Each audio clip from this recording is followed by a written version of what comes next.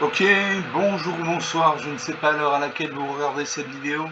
C'est encore et toujours Olivier Net, en direct de Magic Gathering Arena, Magic Assemblée Arena en français. J'espère que vous allez bien. Nous sommes le mardi 9 septembre, nous sommes le jour avant le blocage de toute la société.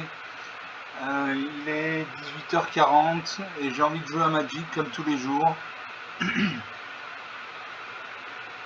Comme tous les jours, c'est ma marotte, mon violon de dingue, comme on dit.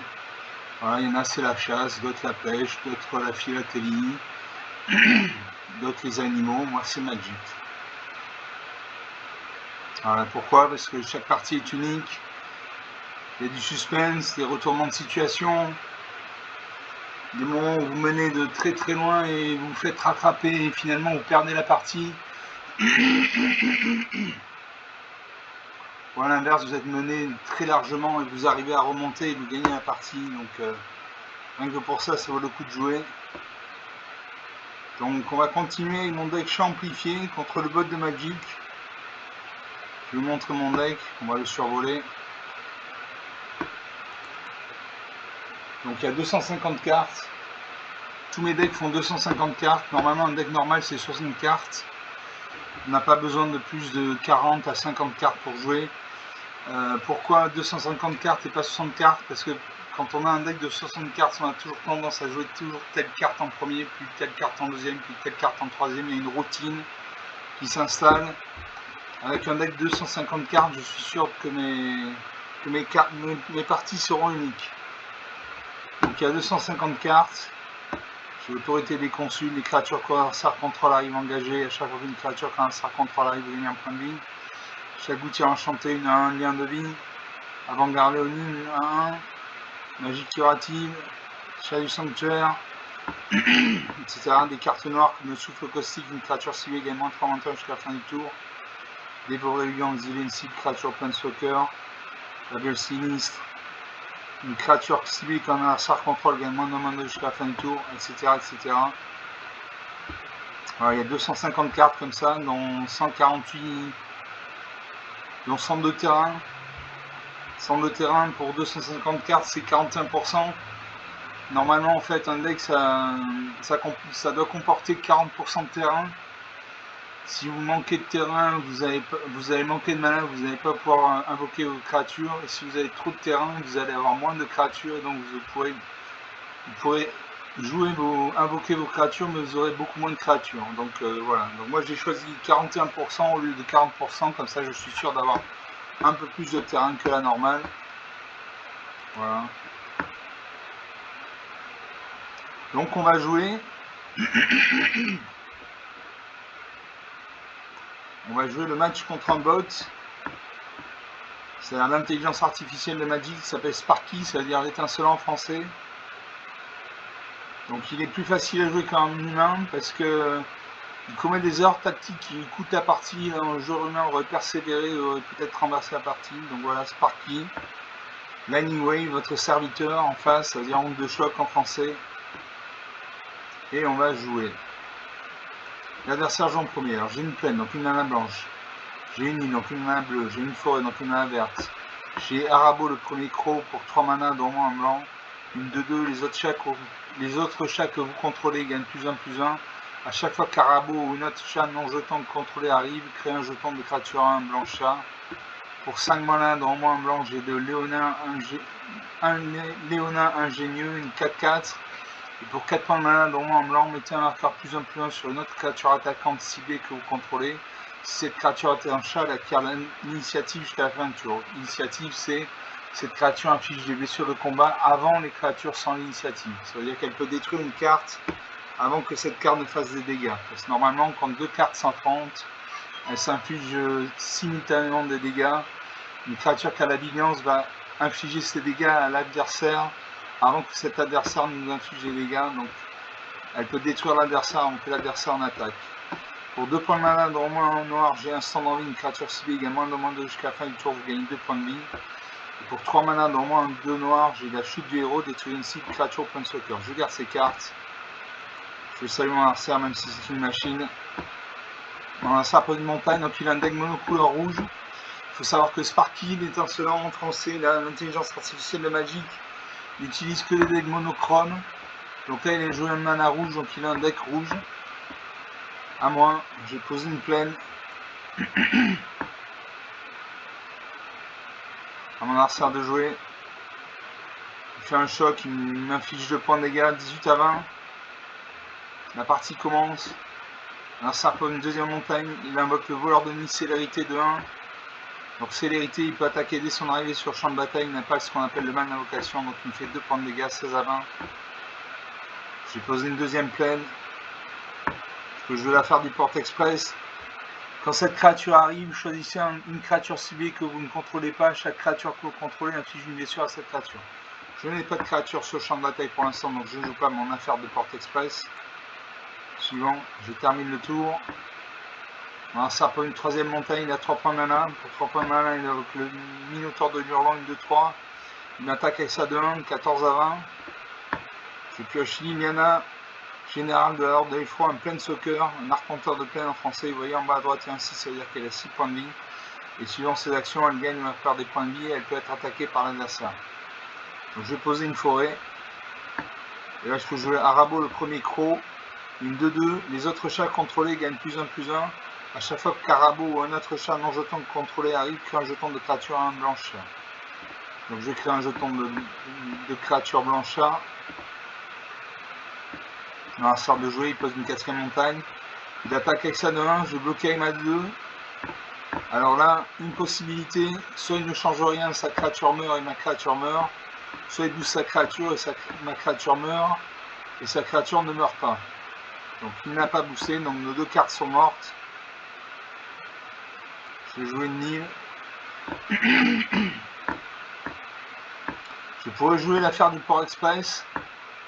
Mon Arabo, le premier croc, ferait 1 point de dégâts au Minotaure de Hurlant. Le Minotaure de Hurlant a 3 points d'endurance, donc 3 d'endurance moins 1 de dégâts égale 2, il survit. Donc je ne joue pas l'affaire du port express. J'attaque avec tout. Non, je n'attaque pas avec tout parce qu'il a une 2-3. J'ai une 2-2. Donc il m'inflige 3 points de dégâts, j'ai 2 d'endurance, 2 moins 3 égale moins 1, je meurs. Je lui inflige 2 points de dégâts, il a 3 d'endurance, 3 moins 2 égale 1, il survit. Donc je n'attaque pas. Magic, c'est pas un jeu où on attaque à tous les tours, c'est pas vrai, il faut réfléchir. Parfois il vaut mieux ne pas attaquer.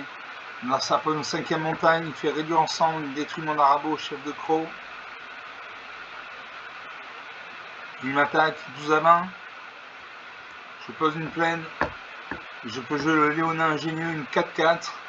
Et pour 4 points de mana dans le moins blanc, mettez un marqueur +1/+1 sur une autre créature attaquante ciblée que vous contrôlez. Cette créature est un chat à la carte initiative jusqu'à la fin du tour. Allez, donc une 4-4.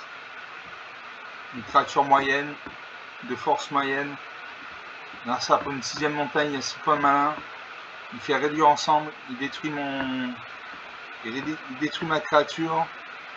Il continue à m'attaquer avec sa 2-3. 10 à 20, 10 points d'écart. Je pose une île. Je peux jouer l'affaire du port express, mais je n'ai pas de créature sur le champ de bataille. Donc je termine le tour. Il va encore m'attaquer avec sa 2-3. Il invoque le cadet de la rue d'Étain, une 1-1. À chaque fois que cette créature devient bloquée, crée un jeton de créature 1. Voilà, 8 à 20. Je peux jouer le gardien du bosquet, une 2-2. Au début de notre étape de fin, mettez un marqueur +1/+1 sur cette créature. À chaque fois qu'une autre créature non jeton que vous contrôlez arrive, elle endure X, X étant le nombre de marqueurs sur cette créature. Donc je joue ça. Et là, je joue l'affaire du port express. Donc je vais infliger un point de dégâts à son cadet de la rue d'Étain. Donc il a passé à 1-0, il meurt.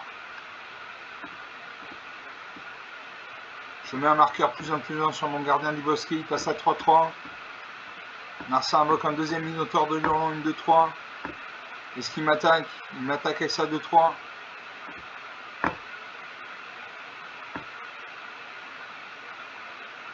Allez, je prends le risque de bloquer.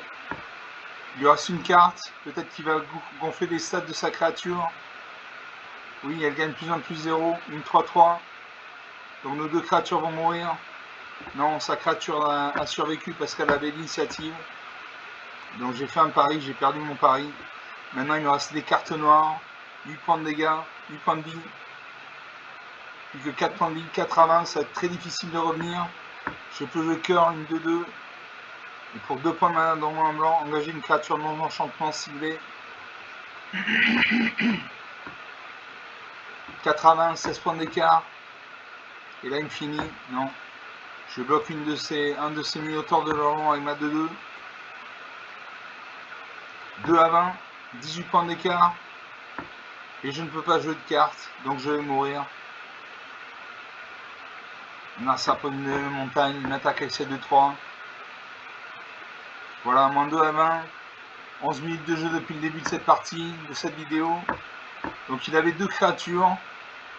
Des 2-3, des créatures assez faibles, assez moyennes. Mais ça lui a permis de gagner la partie. Il m'a infligé 10 fois 2 points de dégâts. Donc j'ai perdu, voilà. Donc une partie jouée, une partie perdue. Ce sont des choses qui arrivent, on ne gagne pas tous les coups non plus à Magic. Hein.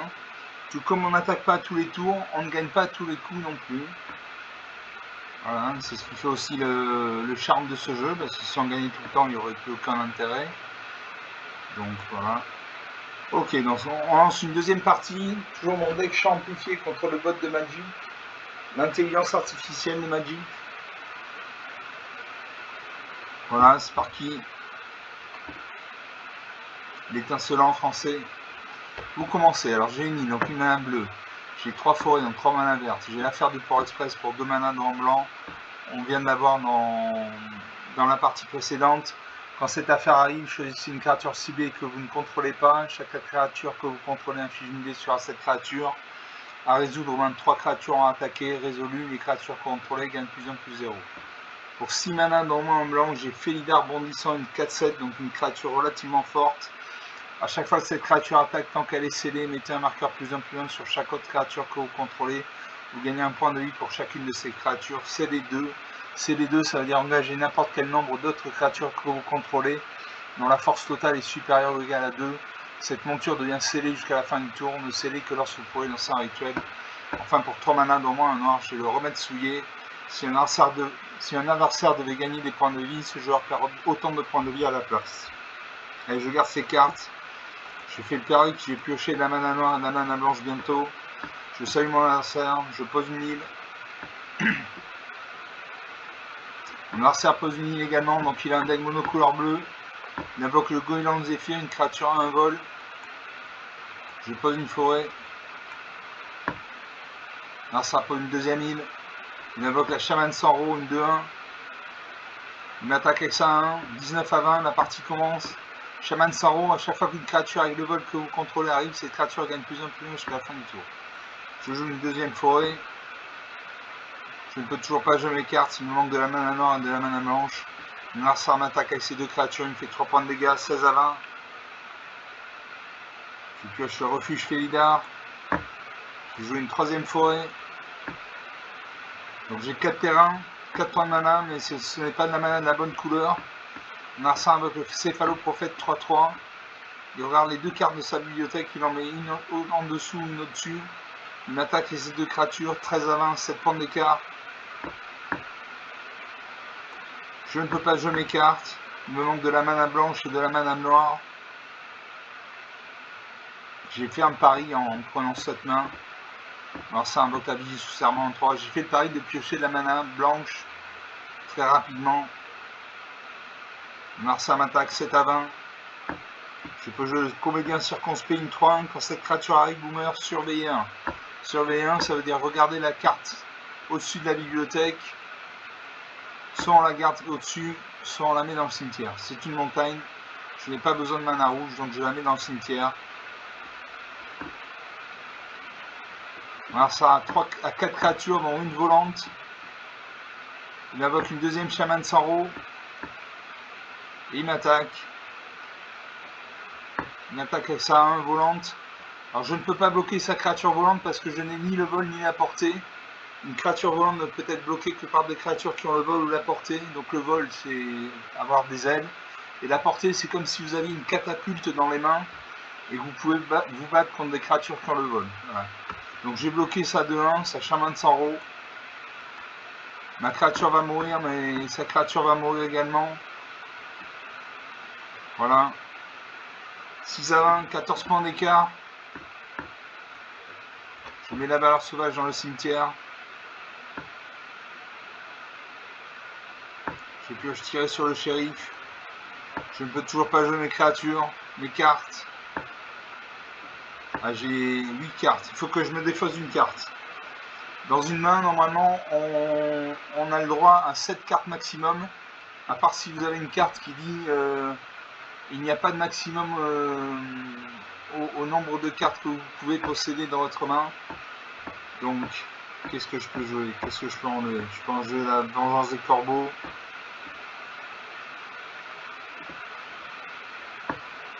Caracole royal. Je vais exiler l'affaire du Port Express. Voilà. Et je vais mourir. Il suffit qu'il m'attaque avec toutes ces créatures et je meurs. Voilà, comme une créature et le vol est arrivé, son chaman Sanro est passé de 2-1 à 3-2. Il a invoqué une sorte de tortue spirale et cuirassée et là je meurs. Voilà, moins 2 à 20, 16 minutes de jeu depuis le début de sa vidéo. Il avait 6 créatures sur le champ de bataille dans un mur. Voilà, la tortue spirale et cuirassée est un mur. Un mur c'est une créature qui a 0 en force et X points en endurance. Dans le cas de la tortue spirale et cuirassée, elle a 0 en force et 5 points d'endurance. Donc 2 parties jouées, 2 parties perdues.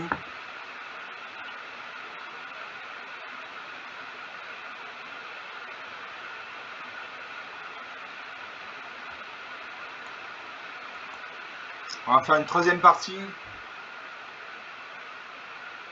Il n'est pas dit que je ne gagnerai aucune partie ce soir.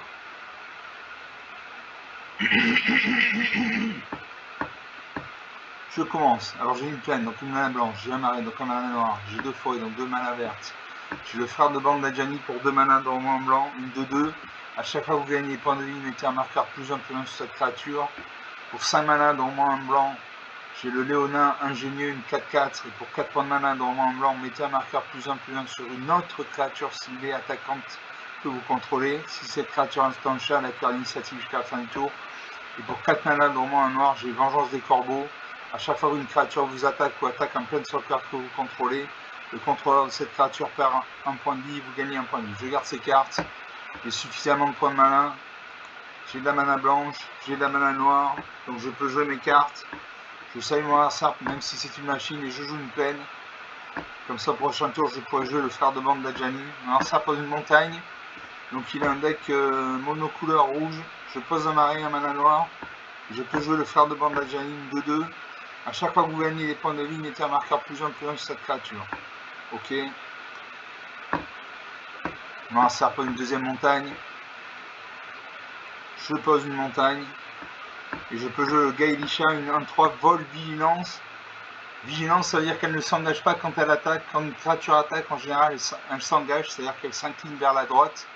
Et elle ne peut pas bloquer au même tour. Elle peut soit attaquer, soit bloquer, mais pas les deux en même temps. Une créature qui a la vigilance ne s'engage pas quand elle attaque, donc elle peut attaquer et défendre au même tour. Tant que vous contrôlez au moins 2 artefacts, cette créature gagne +2, +0. Donc je joue ça. J'attaque avec ma 2-2, je lui fais 2 points de dégâts. 20-18, la partie commence. Mon adversaire pose une troisième montagne. Il invoque le Minotaure de Hurlant, une 2-3. Je pose un deuxième marais. Je peux jouer la Vengeance des Corbeaux.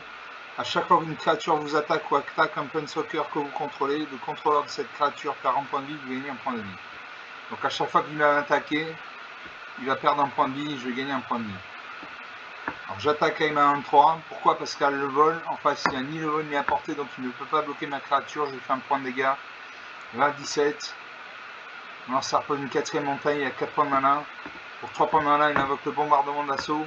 A chaque fois qu'une créature de force inférieure ou égale à 2 que vous contrôlez attaque, cet enchantement inflige une blessure au joueur ou planeswalker, cette créature attaque. Je pose une plaine. Je peux jouer le Léonin ingénieux, une 4-4. Et pour 4 points de mana dans au moins un blanc, mettez un marqueur +1/+1 sur une autre créature attaquante ciblée que vous contrôlez. Si cette créature est un chat, elle acquiert l'initiative jusqu'à la fin du tour. Donc l'initiative, ça veut dire que cette créature inflige des points de dégâts à l'adversaire avant que cet adversaire n'inflige des points de dégâts. Donc il peut détruire un adversaire avant que cet adversaire attaque. J'attaque toujours avec ma 1-3 parce qu'elle a le vol. En face, il n'y a ni le vol ni la portée. Je lui fais un point de dégâts. 20 à 16. Narcissa pour une 5e montagne, il y a 5 points de mana. Il peut invoquer une carte avec un coup de mana d'invocation 5 points de mana. C'est ce qu'il fait avec Réduire en cendre. Il détruit une de mes créatures. Je pose une forêt, je peux jouer le chat du sanctuaire, une 1-2. Je continue à attaquer avec ma 23. Je lui fais un point de dégâts. 20 à 15. Ça fait 5 tours que je lui inflige des dégâts. Alors ça invoque un deuxième minotaure de genre 2-3. Est-ce qu'il attaque? Il n'attaque pas. Je vais poser le sauveur Félidar, une 2-3, lien de vie. C'est-à-dire qu'à chaque fois qu'il va attaquer, s'il inflige 2 points de vie de dégâts à mon adversaire, je gagne 2 points de vie. Quand cette créature arrive, ciblez jusqu'à 2 autres créatures que vous contrôlez, mettez un marqueur +1/+1 sur chacune d'elles. Donc je vais cibler mon frère de Mandajani, il passe de 2-2 à 3-3, et mon gars Elisha, il passe de 1-3 à 2-4. Et j'attaque quand même à 2-4. Et j'attaque quand même à 3-3. On va voir s'il bloque. Il bloque mon frère de Mandajani. Je vais détruire son minotaure de l'Hurlon. La créature va mourir. Voilà, il n'y a plus que 5 créatures sur le champ de bataille. Narcissa fait un choc, il détruit mon chat du reliquaire. Ou du sanctuaire, je ne sais plus. Narcissa invoque l'Albagar Intrépide, une 3-2. Je joue le jeune Chelisha Félida, une 2-2, sacrifie cette créature, détruis un enchantement ciblé. Donc je sacrifie la créature. Et je vais détruire son bombardement d'assaut.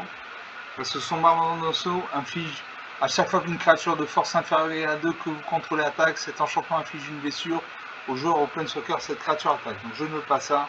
Donc je détruis le jeu d'enchantement. J'attaque avec ma 2-4 volante.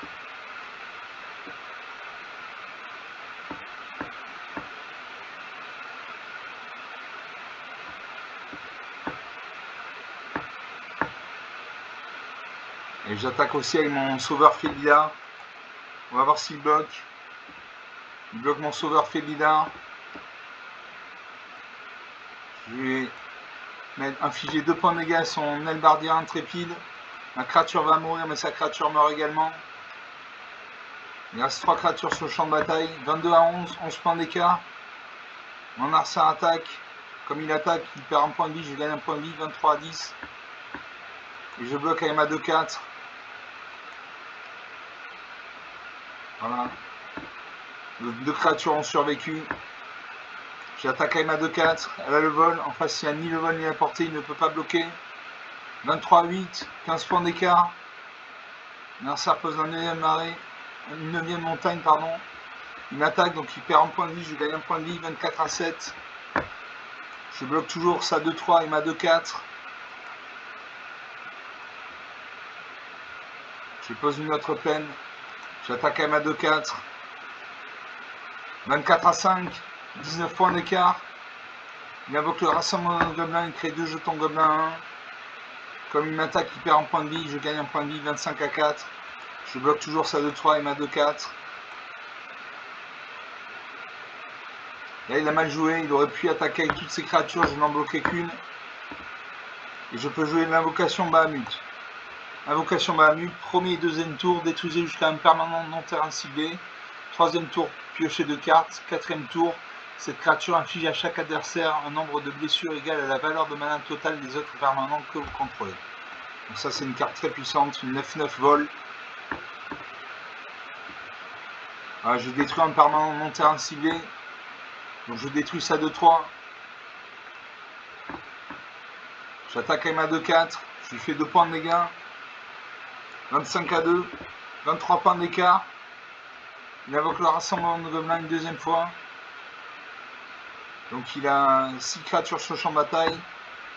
Je vais détruire son cadet de la rue d'Étain. Je pose une forêt. Et j'attaque avec mes 2 créatures. Elles ont le vol toutes les 2, donc je le détruis. Voilà, 25 à -9. 34 points d'écart. 25 minutes de jeu depuis le début de cette vidéo. Donc 3 parties jouées, 2 perdues, 1 de gagnée. Enfin une de gagnée, j'allais dire. Voilà, il n'est pas dit que je ne gagne pas une partie à Magic. Quand même. Ok, donc on va quitter le match. Donc 3 parties jouées, 2 perdues, 1 de gagnée.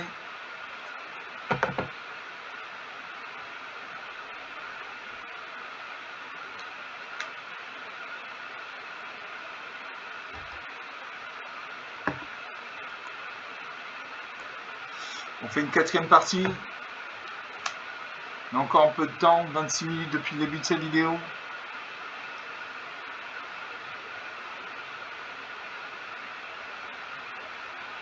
L'adversaire en premier. Alors j'ai 2 plaines, donc 2 manas blanches. J'ai 2 marées, donc 2 manas noires. J'ai le lance de Gloirland pour 2 manas dans un blanc. Une 2-3 lien de vie. Donc elle fait 2 points, quand elle fait 2 points de dégâts, je gagne 2 points de vie. À chaque fois que cette créature attaque, tant qu'elle est scellée, cherchez dans la bibliothèque une carte de plaine de base, révélez-la, mettez-la dans votre main puis mélangez. C'est les deux. C'est les deux, ça veut dire engagez n'importe quel nombre d'autres créatures que vous contrôlez, dont la force totale est supérieure ou égale à 2. Cette monture devient scellée jusqu'à la fin du tour, ne scellez que lorsque vous pouvez lancer un rituel. Les liens de vie, donc, les blessures infligées par une créature, un planeswalker ou un sort avec des liens de vie font aussi gagner autant de points de vie à son contrôleur. Pour 2 points de mana dans mon vert, j'ai le comédien circonspect, une 3-1 quand cette créature arrive ou meurt, surveillez 1. Surveiller 1, ça veut dire regarder la carte du dessus de votre bibliothèque, vous pouvez la mettre dans votre cimetière.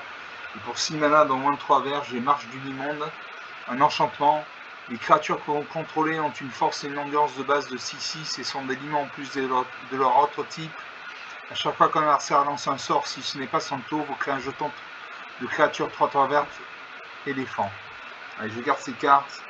Je salue mon adversaire même si c'est une machine. Il pose une forêt, donc il a un deck mono couleur vert. Je vais jouer une plaine. L'adversaire pose une deuxième forêt. Il a 2 points de mana. Pour 2 points de mana, il invoque le mystique décime. 1. Je pose un marais. Je peux jouer le Lance de Gloirland. Une 2-3 liens de vie.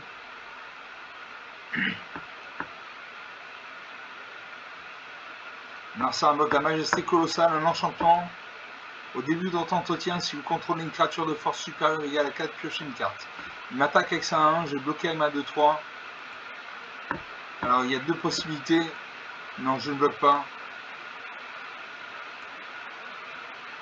Je ne bloque pas parce que si je bloque, il peut booster sa créature, la faire passer à 3-3 par exemple, et ma créature va mourir. Je préfère prendre un point de dégâts. À chaque tour, je lui inflige 2 points de dégâts, donc un point de dégâts en plus, et en plus, je gagnerai 2 points de vie. Donc je ne bloque pas, 19 à 20. Je pose une plaine. Je peux le remettre souillé. Si un adversaire devait gagner des points de vie, ce joueur perd autant de points de vie à la place. J'attaque avec ma 2-3, je fais 2 points de dégâts, je gagne 2 points de vie. 25 à 18. L'adversaire avec la Cariatide d'hygiène, 1. Garde arboricole, une 2-2. Moi, je pose un marais. Je peux jouer le lion de savane, une 2-1. Ou le chef de guerre léonin, une 4-4. À chaque fois que cette créature attaque, créez 2 jetons de créature, 1 blanche chat avec lien de vie, engagé et attaquant. Donc on va jouer ça. Suivant. Est-ce que j'attaque?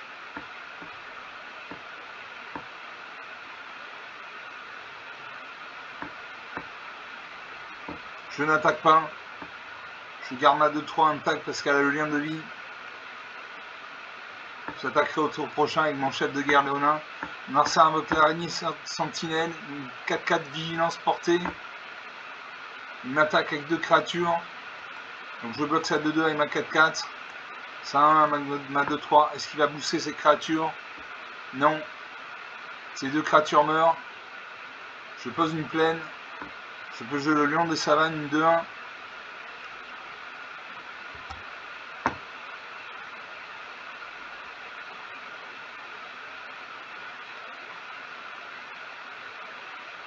Allez, je vais faire sceller 2. J'utilise mon lion des savanes. Je confirme. Suivant. J'attaque avec mes 2 créatures actives. Je crée 2 jetons chat avec lien de vie 1-1. Je vais chercher une carte de plaine. Je vais la révéler, la mettre dans ma main.